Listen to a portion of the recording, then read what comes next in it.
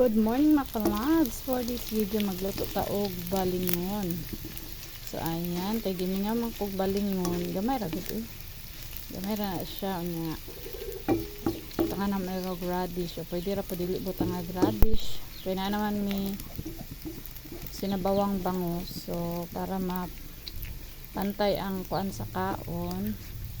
So magluto tag balingon gamay. Naibog ko kay gagmay kay siya mga kalabs. Kaya ko anila tidilya nga paryolan. Yan. Sa marit ramig nips. Nakapalit-palit ko og lahi kay dami man sa tan-awon gud oh.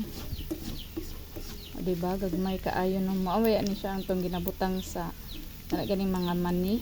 Kanang magpalit tag mani kanang ipa-ibabaw nila sa mani para lami. So yan. Kalabs luto ta og balingon. Gagmay kaayo, cute kay sa mga kalabs. Ingani akong ganang balingon mga kalabs. Ganing gagmay kaayo.